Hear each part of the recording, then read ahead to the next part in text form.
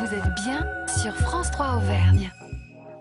Il est omniprésent contre le mariage pour tous, pour la défense des classes moyennes et au premier plan de l'exécutif de l'UMP où il vient d'être nommé vice-président. 9 mois après la victoire de la gauche, le député de Haute-Loire s'impose à droite comme l'un des principaux opposants à François Hollande. Laurent Wauquiez est l'invité de La Voix est libre.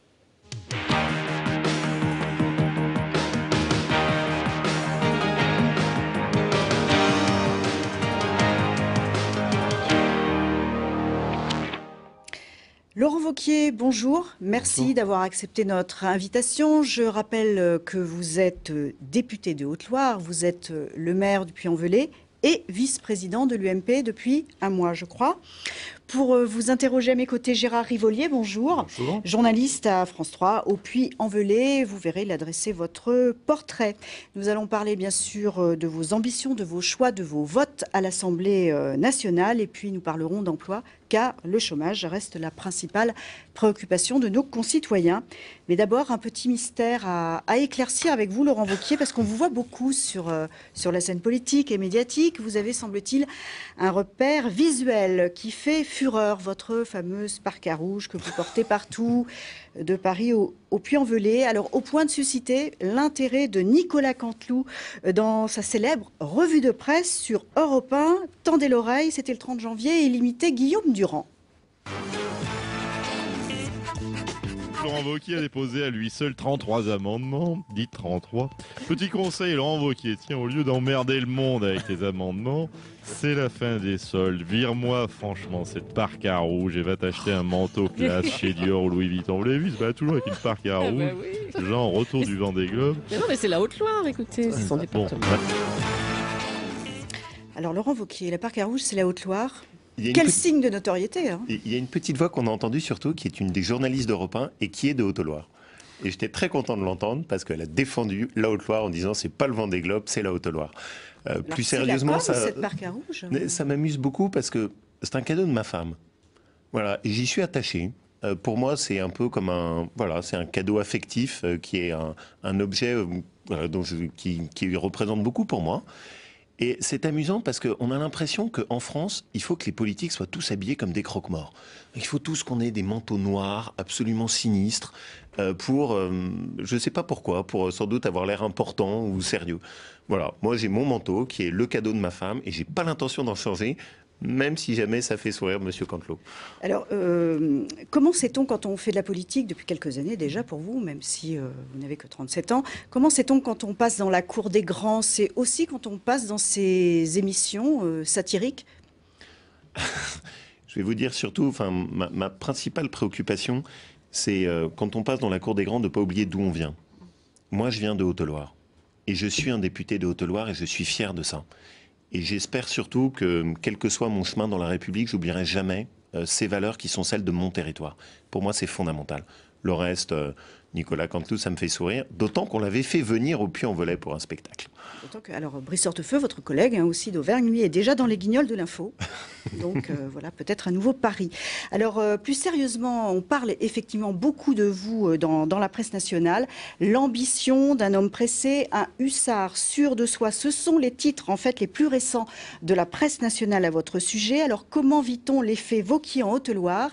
C'est un reportage et un portrait signé Gérard Rivolier et Élodie Bromonier. Pour parler de Laurent Wauquiez, direction le Chambon-sur-Lignon, la mairie, où nous retrouvons Madame Wauquiez, maire et maire. Laurent est donc le quatrième d'une fratrie, le dernier. Il y a 2 garçons qui entourent 2 filles. C'est un enfant qui a du charme, que ses sœurs adulent. Mais en même temps, c'est le quatrième, donc il faut exister. Dans la famille, il ne détestait pas, même s'il était le plus petit, il ne détestait pas jouer un peu le chef. 37 ans plus tard, au Puy et en Haute-Loire, Laurent Wauquiez aime toujours faire le chef. Avec sa célèbre veste rouge, il est à la fois souvent absent et très présent, surtout en fin de semaine, à l'aise avec tous, comme ici, pour flatter les éleveurs de fin gras, un homme pressé mais disponible. Ce qui me plaît, c'est sa disponibilité. Ça fonctionne très vite intellectuellement. Mais c'est vrai que sa jeunesse, des fois, nous pose un peu des problèmes parce qu'il va plus vite que nous. J'ai envie de lui dire piano de temps en temps. J'ai envie de lui dire tu t'exprimes avec un vocabulaire un peu fort quelquefois, tu vas un peu trop vite en besogne. Calme-toi, tu as tout à gagner à avoir un comportement beaucoup plus prudent que celui que tu as quelquefois. Il a les moyens de son ambition. Et quel est l'homme politique qui n'a pas d'ambition? Donc on ne peut pas lui reprocher l'ambition. Souvent aux avant-postes, pour défendre l'emploi, le député de Haute-Loire soigne sa communication et son image. Mais qu'est-ce qu'il fait encourir? Toutes les fois qu'un conflit, une histoire l'aide dans sa promotion, il est là. Et toutes les fois que ça lui coûte, il est absent. Laurent, c'est quelqu'un qui s'est toujours intéressé aux autres.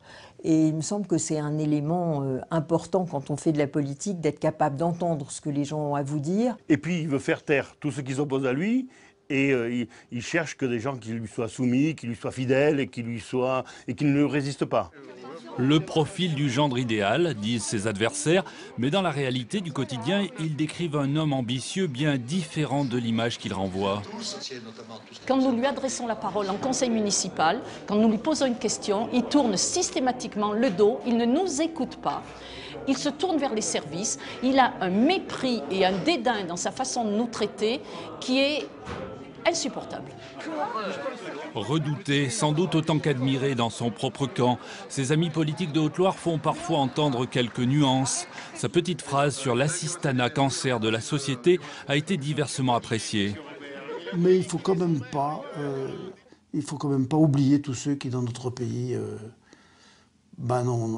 sont laissés pour compte quand même. Je suis pour une réconciliation des Français. Je crois qu'il faut pas faire une séparation entre les gens qui sont en état d'exclusion, les chômeurs, les gens qui sont au SMIC, les classes moyennes. C'est toujours de la promotion pour faire peuple, etc. Mais quand on gratte un peu, c'est vraiment réactionnaire. Il est de la droite, très à droite. Trop diviseur, à l'image d'un Sarkozy qui a été son mentor. Trop pressé, trop perso, voilà les critiques qui apparaissent en filigrane. Il fait un peu cavalier seul, oui. Heureusement, il a de bonnes idées, il avance bien, il est dans le droit chemin. Quelle société veut-il en France? Que veut-il pour les Français? Et quelle place de la France? Comment voit-il la France dans le monde? Quand on a de l'ambition, il faut déterminer des objectifs qui sont eux aussi ambitieux. Et donc les défauts? Je vous ai dit que je ne vous les dirais pas. Alors, donc, pas de défaut, mais quelques pics. Première question, Gérard Rivolier. Oui, je retiendrai deux choses dans ces témoignages, Laurent Wauquiez. Déjà l'opposition qui parle de votre mépris à son égard, mais surtout, finalement, tout en soulignant vos nombreuses qualités, ce sont vos amis, votre famille politique de droite, de Haute-Loire, qui est finalement presque la plus critique, même si c'est souvent un mot couvert. Trop pressé, boulimique, un peu cavalier seul, un peu diviseur. Alors d'abord, monsieur Rivolier, est-ce que vous êtes déjà allé à un conseil municipal du Puy? Ça m'est arrivé. Je ne suis pas sûr. Si, Je si. pense même que je vous ai jamais vu, un conseil municipal du Puy. Eh bien, vous verrez qu'au contraire, on essaye d'avoir une ambiance dans laquelle on travaille ensemble. La seule chose qui est peut-être un peu dommage, c'est que l'opposition a choisi d'être systématiquement dans la critique et le dénigrement. Ce qu'on voit d'ailleurs dans les propos que je regrette un peu, qui sont agressifs, et surtout avec des attaques personnelles de Mme Gauthier-Willems. Moi, ce n'est pas ma conception de la politique. Je ne fais jamais d'attaques personnelles. Je ne suis pas dans les attaques sur la personnalité des uns et des autres.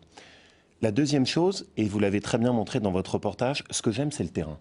Vous voyez, par exemple, dans les vidéos que vous avez diffusées, il y a une vidéo d'un dossier qui, pour moi, était fondamental, le Jabi. Je ne sais pas si vous appelez ça de la com ou pas de la com. Après de l'emploi et de La le Jabi. réalité aujourd'hui, c'est que les salariés de Le Jabi, pour lesquels on s'est battu avec tout le monde, aujourd'hui, elles sont sauvées. Aujourd'hui, non seulement les emplois, ils existent à Yssingeaux, mais ils ont été développés avec une extension du site. Ça, pour moi, c'est le sens que je mets dans mon action politique. Mais vous ne répondez pas par rapport à la droite de Haute-Loire qui a pris un petit peu de distance, il semblerait, ces derniers temps avec vous. Et notamment, je pense que la petite phrase sur l'assistanat cancer de la société a laissé un peu quelques traces. D'abord, la première chose, et c'est comme ça, enfin, en politique, parfois, quand on est jeune, ça peut déranger. Et c'est sans doute un des travers, d'ailleurs, de la politique française. On a du mal à faire de la place à des jeunes. Moi, au contraire, je fais confiance à des jeunes. Je crois qu'on a besoin d'une nouvelle génération. Et aussi une nouvelle génération qui accepte de dire les choses, qui accepte de donner ses convictions. Oui, j'ai une conviction. J'ai la conviction qu'en France, aujourd'hui, le salarié qui travaille au SMIC n'est pas assez rémunéré. J'ai la conviction que la différence entre les revenus de l'assistanat et les revenus du travail est trop faible. Et je pense que ça aboutit à mettre en situation très difficile des gens qui vont parfois travailler à 20-30 km de chez eux, qui ont une partie de leur salaire qui s'évapore dans le plein d'essence et qui, à la fin du mois, s'interrogent sur le sens de ce qui se passe dans la société française. Et je pense que quand on est un député, il faut avoir le courage de dire ce que les gens vous disent.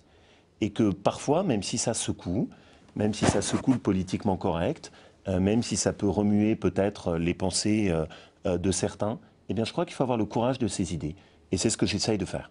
Alors Laurent Wauquiez, est-ce que vous êtes à un tournant de votre carrière politique? Vous dites que vous êtes prêt à tout dire, comme beaucoup d'autres cadres de l'UMP qui sont en embuscade. J'ai pas dit que j'étais prêt à tout dire. À dire les choses, oui. Je pense juste que la politique française meurt d'avoir des élus qui ne disent plus rien, qui sont au fond dans un espèce de filet d'eau tiède dans lequel on ne retranscrit plus les difficultés que ressentent nos compatriotes sur le terrain.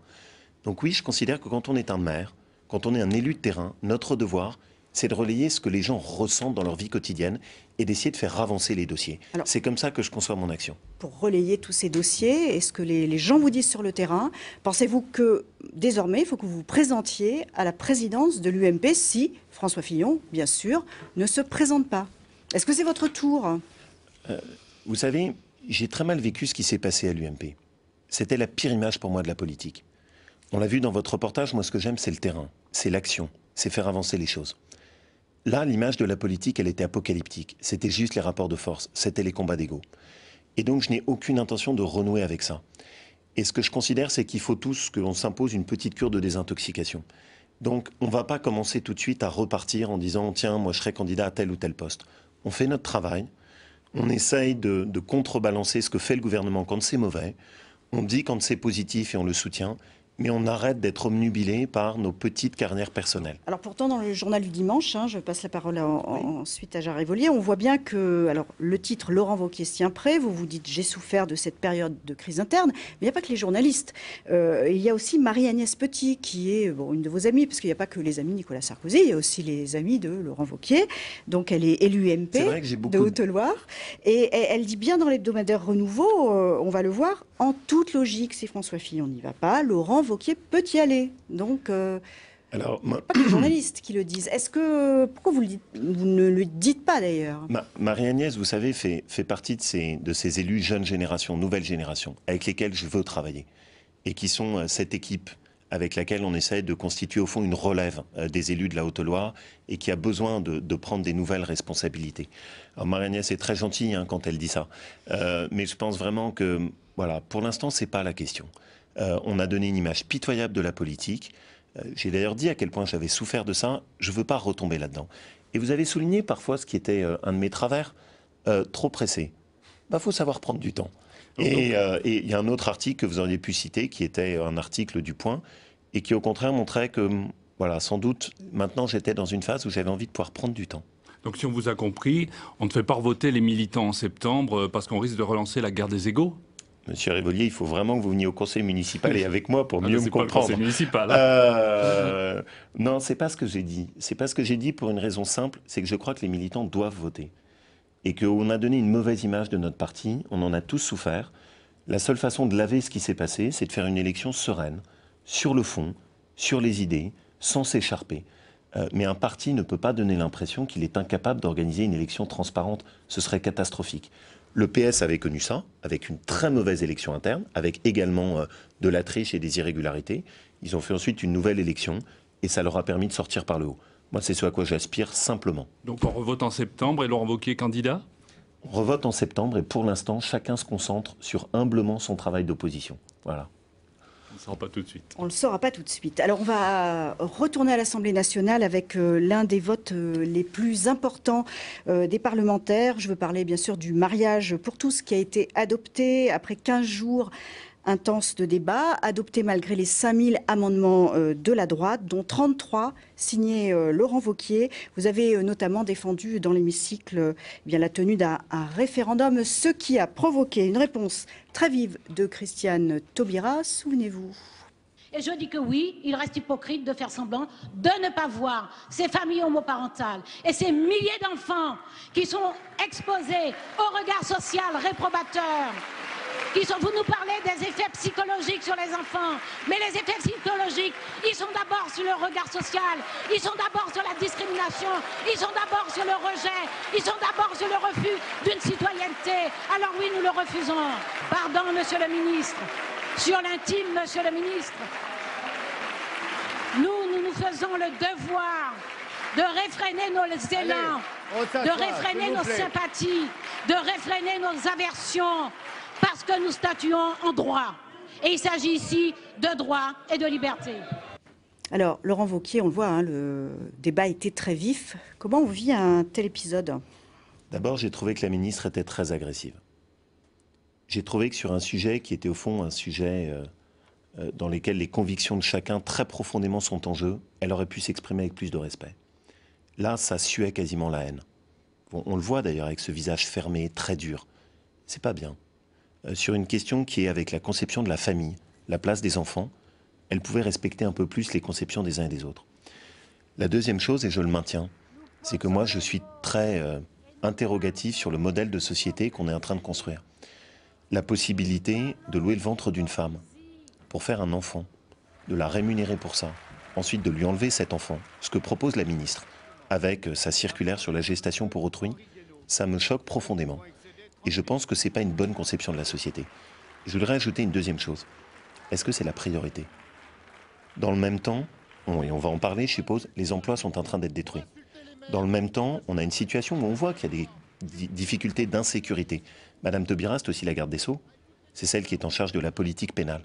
Est-ce que vraiment on considère que dans la France d'aujourd'hui, cette question-là était la priorité numéro 1? Moi, mon sentiment, c'est qu'en ce moment, comme le gouvernement ne veut pas parler d'emploi, il met beaucoup d'autres sujets sur la table. Ces questions de la gestation pour autrui. Maintenant, on est en train de discuter de la carte électorale. Ensuite, on va nous parler du droit de vote des étrangers. Tous les sujets, sauf les sujets dont moi on me parle en Haute-Loire. Parce qu'en Haute-Loire, on ne me parle pas de ça. Moi, ce dont on me parle, c'est comment on jugule le taux de chômage, comment est-ce qu'on essaie de préserver l'emploi, comment est-ce qu'on garde le pouvoir d'achat. On va venir à l'emploi. Encore une question sur juste en tant que maire du Puy, vous pourrez faire jouer votre droit de retrait. François Hollande en a parlé. Est-ce que si le cas se présente d'un mariage d'un couple homo, vous allez demander à un de vos élus municipaux, un adjoint, de faire ce mariage? Monsieur Rivolier, là encore, je ne sais pas si vous avez suivi l'actualité, mais François Hollande avait fait cette promesse devant les maires. Et il s'est renié le lendemain. Le lendemain. Il avait dit qu'il donnerait le droit de retrait que vous avez évoqué au maire. Le lendemain, il a dit « Oh ben non, finalement, je ne le donnerai pas ». Ça aussi, ça m'a choqué. Un président de la République qui, lors du Salon des maires, donne sa parole aux maires de France, les élus de la République, et qui le lendemain dit « Non, en fait, vous n'aurez pas de droit de retrait ». Et dans la loi, il n'y a aucun droit de retrait. Voilà pour moi un exemple de plus de ce que sont les extraordinaires cafouillages du gouvernement. On peut peut-être, si vous me le permettez, en prendre un dernier. Rapidement, oui. On a en ce moment une situation très dure sur les otages, avec des familles qui craignent pour la vie de leurs proches. On a eu cette semaine dans l'hémicycle un ministre qui a expliqué qu'en fait les otages étaient libérés. Vous imaginez l'espoir que ça a dû soulever pour les familles, pour ensuite expliquer qu'en fait ils s'étaient trompés. Qu'est-ce que c'est que ce gouvernement? Je ne comprends pas comment des ministres peuvent commettre des telles fautes et comment des paroles peuvent être lancées comme ça à la légère. Et je crois qu'en ce moment il y a un vrai problème. C'est un gouvernement qui s'occupe de tout, sauf du cœur des difficultés des Français en ce moment. Alors, autre débat très clivant entre gauche et droite sur les bancs de l'Assemblée, l'emploi, alors que le marché du travail ne cesse de se dégrader. Dégradation très sensible aussi en Auvergne et en Haute-Loire, bien sûr. Alors, comment les chefs d'entreprise, les habitants, les salariés perçoivent-ils l'action de leurs députés? C'est un reportage d'Élodie Bromonier et Bruno Livertou. L'entreprise de transport CPS Nicolas vient de fermer. Le site de Brioude ne fonctionne plus. Avec le deuxième site, à Saint-Yigolène, CPS, c'était 104 emplois et au plus fort de ses 15 ans d'histoire, jusqu'à 198 salariés. Brutalement, l'activité a chuté l'été dernier. Aujourd'hui, sur les 104 salariés, seulement 40 sont repris par les deux entreprises qui ont racheté CPS. Peut-être une vingtaine de plus, mais les routiers ou les administratifs sédentaires à Brioude ne sont pas tous prêts à la mobilité. Aucun témoignage possible devant notre caméra. Et c'est le fondateur de CPS qui nous répond. Que peuvent faire les hommes politiques locaux face à la fermeture d'une entreprise? C'était nous, un peu de chercher à droite, à gauche. Déjà avec nos collègues du groupement Evolutrans, puisque depuis quelques années on s'était rapproché d'un groupement de transporteurs. On a essayé de trouver, mais vu la situation, personne n'est intéressé par le transport routier de marchandises. Mais je ne vois pas ce qu'un homme politique peut faire. Je ne vois pas. Quoi voulez-vous qu'ils aient comme pouvoir? Rien. Rien. On ramasse des hausses de gasoil sans arrêt, la répercussion se fait pas. Les histoires d'entreprises à taille industrielle finissent mal en général. Autre exemple en Haute-Loire, FIMA, en octobre dernier, 111 salariés dont l'activité de menuiserie, fenêtres, bois et PVC. Le groupe auquel appartenait FIMA a fait faillite. Coup dur pour les salariés de Tence, tous licenciés. C'est du gâchis. Ils nous ont pris vraiment pour des pions. On ferme une usine qui a tout pour fonctionner. Les machines, les commandes, tout est OK pour fonctionner. On nous coupe l'herbe sur le pied, c'est une honte. C'est purement financier ce qu'ils nous font. Mais l'homme politique, cette fois, s'en est mêlé et à l'échelle artisanale, l'activité est repartie sous l'appellation des menuiseries du Haut-Lignon. Sur le site PVC, encore trop grand pour la dizaine de salariés, ils sont amenés à faire preuve de polyvalence pour relancer les machines. On s'est adapté grâce à la grosseur d'un site qui est créé, qui est nouvellement créé, qui permet d'avoir des équipes restreintes, donc automatiquement qui permet d'acquérir une certaine souplesse, une certaine volonté d'être réactif. Un exemple, si modeste soit-il, pour illustrer l'action parfois décisive du député de la circonscription, Laurent Wauquiez. On a toujours eu la chance d'avoir justement des députés qui ont eu des charges nationales. Et je crois que quand on élit des personnes comme ça, il ne faut pas occulter l'importance au niveau... c'est pas que local, il faut qu'il y ait des résonances nationales. Et Laurent Wauquiez a vraiment un réseau important, elle est relationnelle très important, a des fonctions aussi ministérielles qui lui ont apporté, je pense, beaucoup. Et en tout cas, il fait très bien descendre tout ça au niveau du local. D'une fermeture à l'autre, d'un redressement judiciaire à une liquidation de reprise partielle en salariés sacrifiés, l'homme politique est-il un carnet d'adresses influent sur la destinée de quelques-uns ou un homme amené à changer les choses en profondeur? Dans l'industrie, est-ce encore possible? Alors, pouvoir ou impuissance de l'homme politique, question de Gérard Rivolier, Laurent Wauquiez. Oui, dans le reportage, on voit un ancien chef d'entreprise qui dit je ne vois pas ce qu'un homme politique peut faire, les hommes politiques ne peuvent rien faire. On dit aussi, on parle d'un carnet d'adresses influent, est-ce que c'est la seule possibilité par rapport à cette crise de l'emploi? Apparemment, d'après la CGT, Lissingelet aurait perdu 1000 emplois industriels ces 5 dernières années, Laurent Wauquiez, si on compte aussi les intérimaires et les CDD qui ont fait les frais de la crise. Alors d'abord, la première chose, c'est que la Haute-Loire est le département en Auvergne avec le Cantal qui a malgré tout gardé la meilleure situation de l'emploi. Et le bassin du Puy a une situation qui est nettement plus favorable que la moyenne, ainsi que Lissingelet. Même si elle se en dégrade. même temps, mais elle se dégrade, moins que globalement au niveau national. La deuxième chose, c'est que la France est en train de traverser une crise qui est très dure, très difficile, qui interroge chacun des politiques et sur laquelle on a tous nos responsabilités. Et où en même temps, moi je m'interroge beaucoup sur ce qu'est en train de faire en ce moment le gouvernement. Le rythme de destruction d'emplois a doublé cette année par rapport à l'année dernière. Et surtout, ce qui m'inquiète, c'est qu'avec tous les impôts qui se sont ajoutés, on est en train d'étouffer la consommation. Vous avez montré les portes et fenêtres. Le marché du bâtiment est en train de s'effondrer avec toutes les charges qui ont été rajoutées au niveau du gouvernement. La consommation de voitures s'est effondrée parce que les Français n'ont plus les moyens d'acheter des voitures. Avec tous les impôts et toutes les charges, c'est trop cher. Surtout dans des départements comme les miens, où les revenus sont petits. Et donc oui, il y a en ce moment une politique gouvernementale qui m'inquiète, parce que je vois les discours, mais je ne vois pas les actions. Et autant, je vais le dire simplement, hein, sur le Jabi, quand on était pendant la campagne électorale, là, M. Montebourg était venu. Sur CPS, sur FIMA, sur des dossiers difficiles comme Pressiturne, là, il n'y a plus personne du gouvernement. Ils ne sont plus là. Et ça, moi, ça me gêne beaucoup. Présent pendant la campagne électorale, après, c'est nous, les élus de terrain, qui continuons à nous en occuper. Le député de la circonscription, que peut-il faire? Sur ces dossiers, il n'y a pas de miracle. Le politique n'arrive pas toujours à trouver la solution. Il y a des fois où j'ai réussi, il y a des fois où j'ai échoué. Mais ce qui est sûr, c'est que j'essaye toujours de me battre. On a évoqué le Jabi. Ça a été une réussite collective. On s'est tous battus ensemble. Ce n'est pas le politique tout seul, c'est un travail d'équipe. Et même M. Vacheron, là, qui me critiquait, bon, moi j'essaie d'avoir du respect pour les syndicats, peut-être à l'inverse de lui qui est un homme politique plutôt, et on a essayé de travailler ensemble là-dessus. Et on a permis de sauver cette entreprise. Un exemple positif, parce que je regrette parfois dans les médias, désolé, mais vous ne parlez que des exemples négatifs. Vous auriez pu donner un exemple positif, les tanneries du Puy. Pourquoi est-ce que vous n'avez pas pris cet exemple? 200 à 300 emplois qui sont en train d'être créés. Une maroquinerie de luxe qui s'est installée sur la Haute-Loire et qui permet au bassin du Puy de reprendre de l'oxygène. Il faut aussi être capable de parler à la fois des trains qui arrivent en retard et des trains aussi qu'on fait arriver en gare. On le fait. Hein. Et la semaine dernière, on parlait d'Intertech à Voray, qui est une belle réussite Exactement. aussi avec des actionnaires américains. Et qui est aussi canadien. Et c'est aussi un exemple d'un dossier sur lequel je me suis impliqué, pour les aider par exemple à avoir le marché des cartes d'identité. Donc ça, ce sont des dossiers sur lesquels j'essaie toujours d'aller de l'avant. Ça, c'est mon action concrète de terrain. Vous m'avez posé une deuxième question, l'action nationale. Oui, sur votre rôle de député, justement, puisque vous dites que vous êtes partisan d'une opposition constructive. Alors, l'accord sur l'emploi va venir devant l'Assemblée. Il a été signé par le MEDEF, 3 syndicats dont la CFDT. En fait, cet accord, si on veut le résumer, bon, on dit maintien, garantie de l'emploi, et en contrepartie, il faut des efforts, enfin, que doivent faire les salariés sur, par exemple, le temps de travail ou sur leur salaire. Franchement, on se demande pourquoi vous ne voteriez pas cet accord sur l'emploi. Je vais vous surprendre, je vais le voter. Précisément parce que je ne veux pas être dans une opposition bornée. C'est un accord sur lequel les partenaires sociaux se sont investis. Je considère que ça apporte du plus et donc je le signerai. Par contre, ce n'est pas la solution miracle. C'est pas comme ça que CPS aurait pu être sauvé.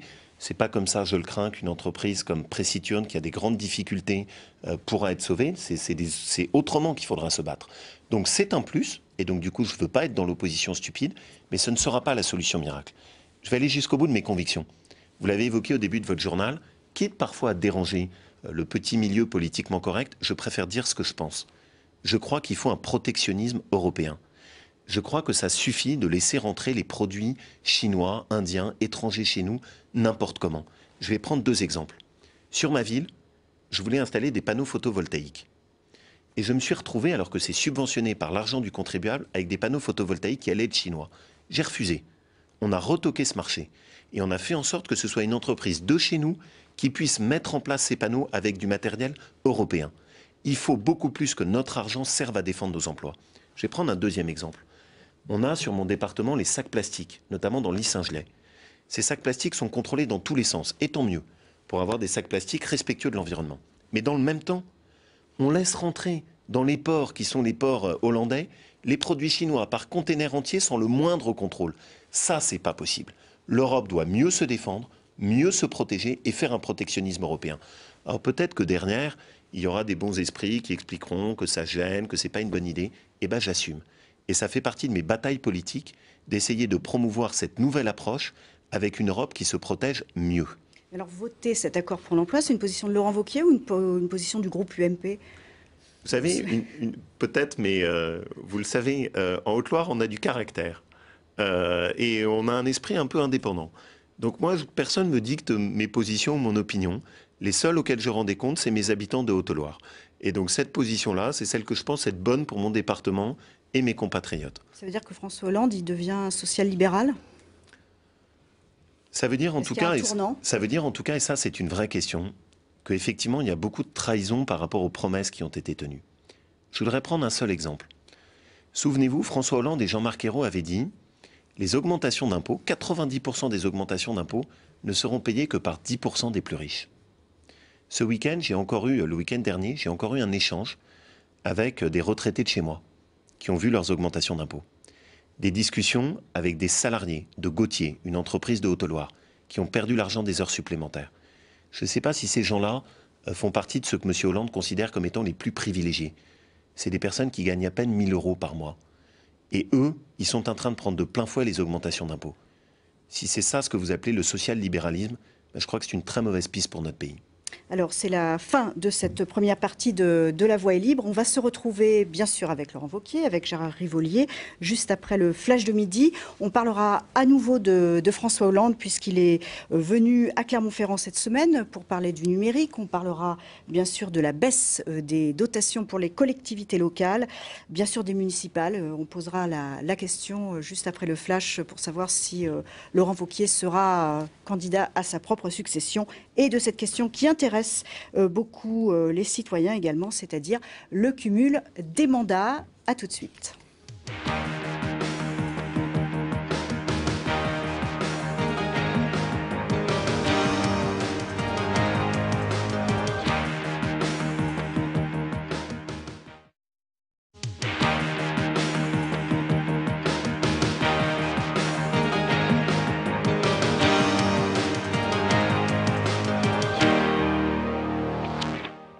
Retour sur le plateau de La Voix est libre avec notre invité politique Laurent Wauquiez, député de Haute-Loire et maire UMP du Puy-en-Velay. Et à nos côtés, Gérard Rivolier, journaliste de France 3 au Puy-en-Velay. Il y aura dans cette seconde partie beaucoup de casse-tête à résoudre puisque la croissance est proche de zéro. La question c'est bien sûr comment sauvegarder l'activité et la croissance dans notre région et puis ces zones fragiles. François Hollande a donné peut-être une partie de la réponse en venant à Clermont-Ferrand cette semaine. Il a dit que l'Auvergne était un exemple à suivre et annoncé qu'il y aurait 20 milliards d'euros de prêts pour les collectivités locales. Ça, c'est dans les 5 ans à venir pour des travaux tels que les infrastructures, bien sûr le très haut débit. Bon, il y a aussi l'assainissement, les déchets, la rénovation thermique. Est-ce que vous dites, bon, en fait, tout est bon à prendre et ça peut répondre à cette situation de crise dans les régions? Là encore, si on peut travailler ensemble, faisons-le. Ne soyons pas stupides. Mais juste quand même, il faut être aussi sérieux. Quand on dit aux Auvergnats qu'on est un exemple à suivre en matière de nouvelles technologies, honnêtement, il ne faut pas connaître les réalités de la région Auvergne. Aujourd'hui, est-ce qu'on a l'impression qu'on est parfaitement tous connectés à Internet, à la fibre optique? Évidemment que non. Il y a des trous qui sont majeurs et on est une région qui est défavorisée de ce point de vue. La couverture en téléphonie portable, elle est apocalyptique sur notre région, avec beaucoup trop de coupures et beaucoup trop d'habitants qui ne sont pas couverts. Et puis enfin, même ne serait-ce que la réception de la télévision numérique, où y compris chez moi, dans mon département, il y a des grosses lacunes. Donc, enfin, il faut quand même être sérieux quand on parle de choses. François Hollande ne peut pas dire que l'Auvergne est un exemple à suivre. Que ce soit une région où on mette de l'argent pour rattraper le retard par solidarité nationale, ça c'est indispensable.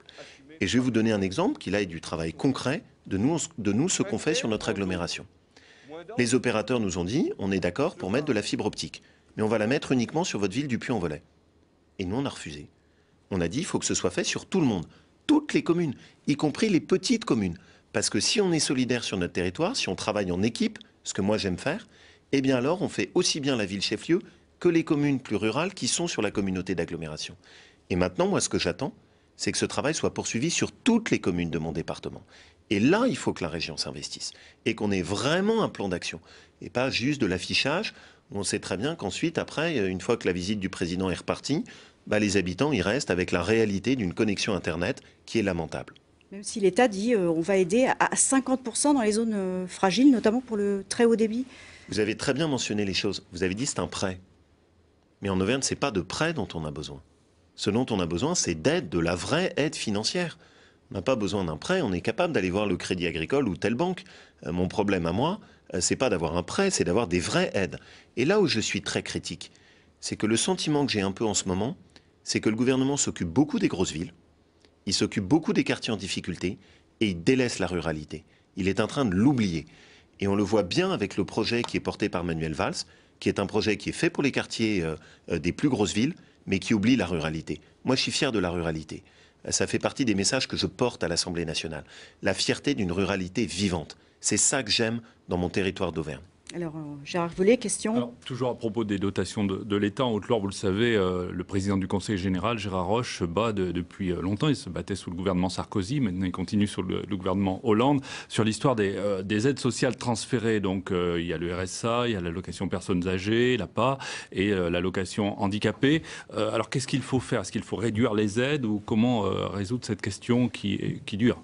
C'est un sujet très grave, où le gouvernement vient de prendre des mesures qui sont encore plus dures que tout ce qui existait avant. Ils ont décidé de supprimer 2 fois plus d'aides aux collectivités locales. C'est un drame. Et c'est un drame qui touche toutes les collectivités locales, toutes les mairies, tous les départements, de gauche comme de droite. Des élus de gauche sont intervenus très violemment sur le sujet. Aussi bien le maire de Lyon que le vice-président socialiste des élus maires de France, qui ont dit c'est inacceptable la façon dont le gouvernement traite en ce moment les collectivités locales. Et au fond, ce qui m'inquiète beaucoup, c'est qu'est-ce qui se passe? Le gouvernement n'a pas le courage de faire des économies sur le fonctionnement de l'État à Paris. Et donc, plutôt que de le faire, il passe le ballon. Et il passe le ballon aux élus locaux de toute tendance en leur disant « Nous, on ne fait pas les économies, mais vous allez devoir faire les économies à notre place. » Et ce qui est dangereux pour notre territoire, c'est qu'on est en train d'étrangler les collectivités de notre territoire. Et Gérard Roche, qui est un ami, a raison de dire ça. Moi, j'aime bien travailler avec Gérard parce que c'est un élu avec lequel on a la même vision des choses. Il a raison de dire ça. Alors, comment on fait? On est en train de se battre avec l'Association des élus de la montagne, qui est une association qui rassemble aussi bien des élus de gauche que de droite, dont je suis le secrétaire général. Et on porte cette bataille sur un exemple précis, les routes enneigées. Chez nous, en Auvergne, quand il faut déneiger, ça coûte très cher. Ce n'est pas pris en compte correctement par le gouvernement et par l'État central. Ce qu'on est en train de leur dire, c'est chez nous, ce n'est pas les stations des Alpes. Et donc, il faut que vous compensiez le coût du déneigement. Et j'ai peut-être réussi à récupérer 1 million d'euros pour un certain nombre de départements d'Auvergne, et notamment la Haute-Loire. Là, au moins, c'est du concret. On n'est pas dans l'agitation, on n'est pas dans les discours, on est dans des choses qu'on fait avancer vraiment. Mais sur ce discours de Gérard Roche, mais d'autres présidents de conseils généraux, du temps de Nicolas Sarkozy, il y avait aussi des critiques. Oui. Sauf que là, donc, ça s'est durci. C'est 2 fois plus dur ce qui est demandé en ce moment aux collectivités locales. Là, pour le coup, c'est pas un effort, c'est un massacre. Et on est vraiment en train d'étouffer à petit feu nos collectivités locales. Et ce qui me gêne, c'est qu'on ne peut pas avoir un État qui, d'une part, ne fait pas les économies, d'autre part, des collectivités locales auxquelles on est en train de tout demander, et en plus des compatriotes qui, eux, vont être assommés d'impôts. C'est pas juste. C'est injuste de faire ça. L'État doit montrer l'exemple. Les ministres doivent montrer l'exemple. Alors, en plus, je vais prendre là encore un exemple précis. Dans ma mairie, j'ai essayé de réfléchir à ça. Au début, quand j'ai récupéré la ville du Puy-en-Velay, elle était ruinée. Il n'y avait quasiment plus aucune capacité d'investissement. On a fait un gros effort pour redresser les finances de la ville. Cette année, pour la première fois, depuis très longtemps, on va pouvoir baisser légèrement les taux d'impôt. Alors vous avez dit vous-même que c'était symbolique, je crois. Oui, mais je préfère ce type de symbole aux explosions d'impôts qui sont en ce moment votées par le gouvernement. Et au fond, le message qu'on veut montrer, c'est quoi? Quand les élus prennent leurs responsabilités, quand ils font des économies sur les dépenses de fonctionnement, eh bien derrière, on est capable de préserver nos compatriotes. Et ce que je préférerais, c'est que ce soit ça ce que fasse le gouvernement. Vous avez fait beaucoup de transferts aussi de charges de personnel, d'après ce que dit l'opposition, sur la communauté d'agglomération. Merci d'être le porte-parole de l'opposition, monsieur Rivolier. Mais non, surtout, ce qu'on a essayé de faire, c'est d'améliorer la gestion. Ça a provoqué une crise politique. C'est d'améliorer la gestion. On avait un système qui était absurde, où toutes les communes faisaient la même chose, où vous aviez le même service de gestion partout, le même service informatique, où tout était doublé. On s'est dit, on est à une époque où on doit mieux gérer la dépense publique. Et donc, on a essayé de faire ça en commun. Par exemple, de faire des achats groupés. Par exemple, de se prêter le matériel. Des choses très concrètes, parfois. Une piqueteuse de gazon pour un terrain de foot. Plutôt que chacun achète son matériel, se le mettre en commun. Et oui, vous avez raison, ça a permis de dégager des marges considérables d'économie. Ça, c'est des pistes qui sont concrètes, de terrain, les dépenses d'agglomération ont augmenté en matière de personnel. Et qui permettent d'améliorer les choses. Là, on est sur des choses qui sont positives, on met ensemble, on travaille en équipe, plutôt que chacun dans son coin. Alors, avant d'aborder la question des municipales, une question sur d'autres réformes en cours, celle des rythmes scolaires, c'est important. Alors, pour vous, visiblement, dont Vincent Payon n'a pas le bon rythme, lui, vous n'appliquerez pas au Puy-en-Velay, en septembre 2013, le retour à l'école primaire pour 4 jours et demi. Vous avez expliqué pourquoi. Il y a une question de coût. Alors, il y a des parlementaires, les parlementaires socialistes, qui sont, bon, là, on ne fait pas le porte-voix, hein, des parlementaires socialistes, ils sont les plus nombreux dans la région, mais qui ont envoyé ce matin une lettre, je ne sais pas si vous en avez pris connaissance, en disant que les mairies qui ne se lanceraient pas dans cette réforme en septembre 2013 envoient un mauvais signal aux enfants des communes et que c'était un peu dommageable de faire ça pour des motifs budgétaires ou des motifs matériels. Alors, je vais être très précis. Moi, je n'ai pas fait le report de la décision pour des motifs budgétaires.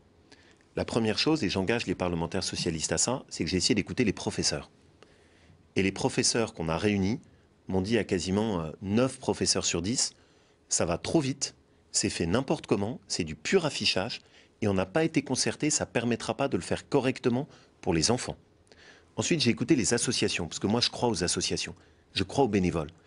Et ils nous ont dit, pour nous, ça va être un chamboulement terrible. On ne pourra pas, par exemple, faire les activités du mercredi matin. Et je pense que les parlementaires socialistes devraient plus écouter les bénévoles et les associations. Et puis enfin, il y a un grand risque. Une ville comme Paris, eux, ils ont les moyens de payer des activités de partout. Mais chez nous, en Auvergne, sur des petites communes qui parfois n'ont pas les moyens, des communes rurales, qui là aussi devraient être plus entendues, comment ils vont faire quand sur les Vastres, Failly-sur-Lignon, même des communes comme Saint-Romain-la-Chalme, comment est-ce qu'on fait pour payer une activité aux enfants? Et ce que je crains, ce n'est pas la question budgétaire, c'est l'école à 2 vitesses. C'est le fait qu'à Paris, à Lyon, ils auront des activités dans tous les sens et que chez nous en Auvergne, on serait laissé de côté. Ça, c'est grave, c'est une remise en cause profonde de l'école de la République. Moi, je crois à l'école de la République où tous les enfants sont traités de la même manière. Et c'est pour ça que j'aime pas la précipitation sur ce dossier. Je ne suis pas fermé sur les 4 jours et demi, mais pas comme ça, et pas avec une école à 2 vitesses. Alors, Gérard Rivolier, dernière question sur les municipales. Les municipales, alors vous n'avez pas dit tout à l'heure dans la première partie de l'émission si vous seriez candidat ou pas à la présidence du MP. Peut-être allez-vous nous dévoiler le scoop. Serez-vous candidat pour un 2e mandat au Puy? On vous avait pressenti un temps à Lyon, même à Saint-Étienne. On avait dit, apparemment ça ne semble plus être d'actualité. C'était peut-être plus risqué qu'au Puy, politiquement?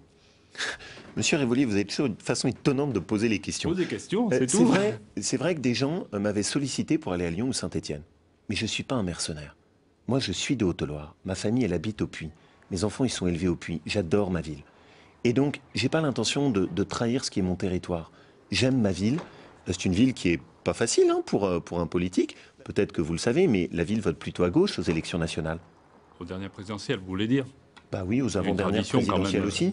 Là encore, il faut que je vous invite vraiment au conseil municipal, monsieur Rivolier. Il y a une tradition quand même dans le département de Haute-Loire. Mais alors, candidat ou pas? Non, mais pardon, enfin, vous vous trompez, monsieur Rivolier. La ville, aux élections nationales, vote à gauche. Par contre, c'est vrai, aux élections, qui sont les élections législatives ou municipales, mes compatriotes me font confiance. Et c'est quelque chose. Tour en 2008. Oui, et c'est un beau geste de confiance. Et vous savez, ça me touche, parce que, au-delà des catégories dans lesquelles parfois on est un peu enfermé et que vous avez souvent traduit, moi, je crois à la possibilité pour des élus de sortir des clivages de gauche et de droite et d'essayer juste de se battre pour leur territoire. C'est ce que j'essaye de faire pour ma ville. Et c'est comme ça que j'aime mon mandat de maire. C'est-à-dire essayer d'œuvrer. Je crois qu'on n'a pas toujours besoin de reproduire les clivages. Oui, vous m'avez dit. Et voilà, parfois dans la vie, il ne faut pas être pressé. Dites-nous. Et donc, pour être très simple, je crois à cette possibilité pour des élus de terrain, parfois de rassembler au-delà des vieux clivages. Au-delà des affrontements de gauche et de droite. On peut tous avoir nos visions au terrain national. Mais quand il s'agit de la Haute-Loire, quand il s'agit de l'Auvergne, quand il s'agit du Puy-en-Velay, moi je pense qu'il faut au contraire se rassembler toutes les forces ensemble, parce que ce dont il s'agit, c'est de chez nous. Et ça, c'est le plus important. Alors après, pour répondre à votre question. Très vite. Vous l'avez dit, précisément, je pense que parfois dans la vie, il ne faut pas être pressé. Vous l'avez dit vous-même, peut-être que quand j'avais 30 ou 31 ans, j'étais trop pressé, je ne le suis plus. Et je crois que quand on est un élu, avoir l'obsession du mandat d'après, c'est très mauvais. Il reste 1 an, il y a beaucoup de projets que je veux faire, continuer à améliorer nos quartiers, à faire en sorte que la ville s'embellisse. Vous voyez, la prochaine fois, il nous faudra plus de temps. Il nous faudra plus de temps, mais j'espère que vous reviendrez. On a compris que vous n'avez pas encore décidé d'être ou pas candidat au municipal. C'est d'être fidèle à ma ville et à mon département. Merci en tout cas d'être venu jusqu'à nous. La semaine prochaine, La Voix est libre sera en direct du Salon de l'Agriculture. Et tout de suite, bien sûr, c'est le flash d'information. À très bientôt. Bon week-end à tous.